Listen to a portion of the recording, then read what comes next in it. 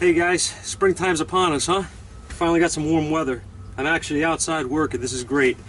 I got one here. I actually started looking at this thing already, but I wanted to film it, and I realized I did have my camera here, so I figured why not, right? And I haven't put a video out in a while anyway. I've been jammed up with a bunch of other stuff, and just haven't had the time. Sorry about that. I'm going to try to stay more consistent. Just been really busy. In any case, this thing's pretty cool. This is a 2001 GMC 2500 series van with a 5.7. Truck was towed here as a no start from another shop, or I should say it was at another shop. They gave up and the customer towed it to us from that shop. So a little history on it is that a year ago the engine was rebuilt, and now the truck was running fine. He was going down the highway with it, and it suddenly shut off like it starved for fuel. So they brought it into a shop. He says something about the guy did a high voltage jump start on it. He says he put 24 volts to it, the truck started, and he went down the road and the truck broke down again. I stopped asking questions at that point and told him to just give me some time and I'll look at it. So what I noticed first off the bat here, I want to show you what's going on. This is a no crank, no start. Keys off, keys on. Notice, this is the first thing I noticed on here. You see the display here for the park indicator. Notice there is no orange indicator, right, to tell you what gear you're in. That's the first thing. All right. Now, if I crank this, I'll show you. It does not crank. So what I wanted to do was I pulled a diagram on this thing first because I like to start with the basics. Okay, I did scan it as well. I'm not going to really go into that. Nothing of any value there. Let me just shut this key so I can hear myself think. What I did was I pulled a diagram here for the starter circuit. I wanted to just start there, see if that'll lead me in the right direction. Well, it kind of did. Okay, what I did was always check basics first, right? Check your fuses. There's a fuse here. What I did was I actually went right to our crank fuse number 8 under the dash, under the kick panel on the left side here. What I wanted to do was very simply turn the key to the crank position and see if this fuse powered up on both sides. Okay, that was my first, just my first test, right? I want to show you what it does. It's pretty neat. I'm going to hook up my test light here. I'm going to turn the key on. Actually, let me shut the door. So this thing should.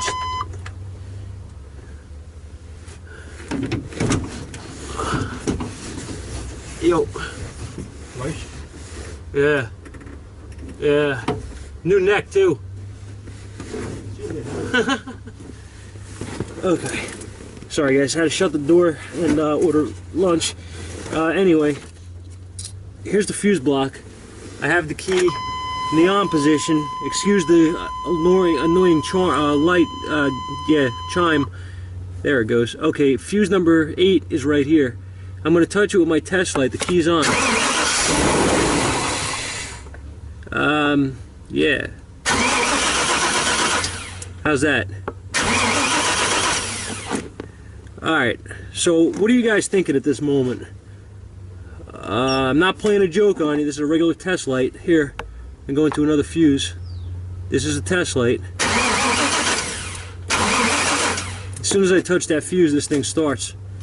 Or, well, it wants to start. So what do you think? Well, the first thing that I thought was, what the hell's going on here? Second thing I thought was, we have a ground problem. Alright, something's feeding back. We have a ground issue here. And there's no reason here to get, you know, I always watch stuff on YouTube and things like that too, and you know, I'm a fan of a lot of the guys out there, and if you notice something about all these guys that are premier guys that are on YouTube, not these backyard clowns or whatever you want to call them, but these premier guys that are out there, you're gonna notice something with these guys. They put a lot of videos out that have some high-tech stuff going on, you know, scope testing, and I mean, I do some of that stuff too with you know, with the videos, but not as much, I guess. I'm not at their level with the videos, and I don't have the time sometimes to get that involved when I'm you know, with videos when I'm doing that type of testing. But anyway, make a long story short, the one thing you got to realize with those guys is those guys do not forget basics. Okay, those guys remember, and they test things. They don't always go to a scope. Okay, there's just no need sometimes to go to a scope. I never brought a scope out here. I never brought any kind of high-tech equipment. I have a test light. Okay, I'm going to show you what else I have. I have a jumper wire. I think this thing cost me $3 to make, right? 2 alligator clips and a piece of wire. Ground jumper, test light, and the biggest high-tech piece of equipment I have right now with me is my fluke. This is all I need right at this moment, because what I wanted to do was I wanted to check my grounds. And this truck, knowing this truck was worked on and messed with and all this stuff, you don't know what you're going to run into. So I'm not going to bore you with all of the details, but I tested. The first thing I looked at was my battery. I wanted to just make sure that everything is kosher there. My battery cables were both loose on the battery. I tightened them. That obviously that wasn't going to fix this problem, but I tightened them anyway because they have to be tight. I then checked my body ground off of the battery. There's a small ground off the battery cable that goes to the body, and I verified that I have a good ground there. Then I checked my ground down at the block, the main engine ground, and that seems fine. Okay.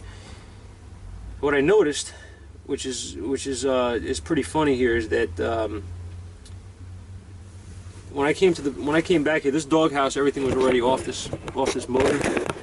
All right, so I didn't take any of this stuff apart. This is all done like this. All right. What I did though is I'm trying to see here if I got you guys in view. What I did was I came down here, and I know there's grounds here on these heads, and I came to the back of the head. I'll get you a good shot here. And here's what I had found. I found a taped up wire, okay, which was exposed. This is actually the way it was, just like this, and just hidden a little bit behind here, behind this dipstick, but I didn't like that. And that was obviously run. This was ran here for some reason or another. I don't know what happened originally, but this harness runs down somewhere. And what I wanted to do was to make it really quick and simple here. So I took my meter. I'm going to show you what I did, and what I'm going to do is I hooked my meter lead up to the body on the truck, which I know is a good ground that's already tested. And then I'm going to go to this wire here with the meter. And you're going to see, as I move this, you see that voltage? Look at that. You see my ground is going away, and I'm showing 12 volts. I want to show you something else now. Watch the indicator. See it? See the indicator come back to life? Okay, this is just real basic, guys. You know, we have a bad ground. I mean, that's what it comes down to. So what I'm going to do is I'm going to disconnect this, because that's really already disconnected. Right? It's already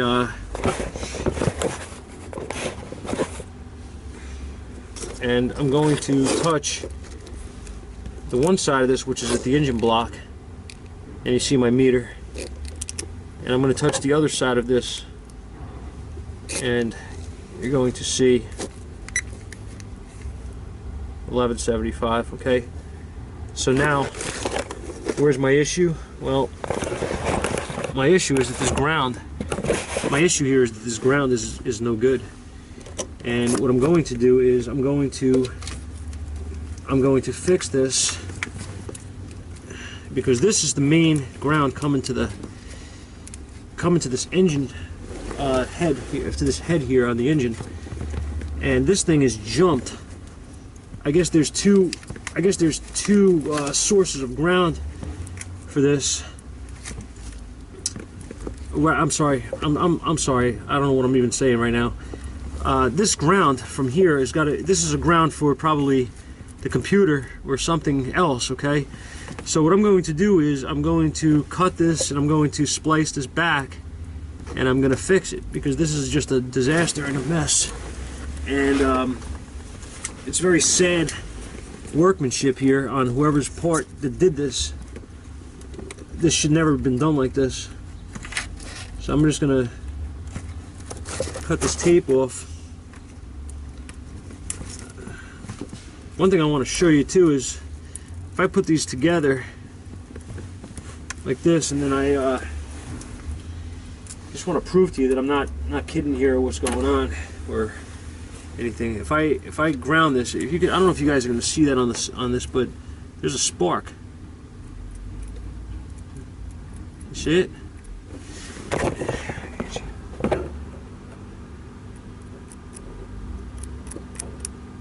See it?